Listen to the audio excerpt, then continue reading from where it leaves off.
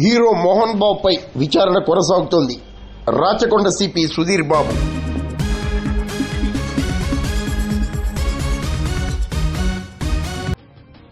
చలనచిత్ర హీరో మోహన్ బాబుపై విచారణ కొనసాగుతున్నట్లు Rachakonda police commissioner Sudheer Babu వివరించారు. హైకోర్టు ఆదేశాల కారణంగానే ప్రస్తుతం అరెస్టు చేయకపోవడం జరిగిందని సుధీర్ బాబు తెలిపారు.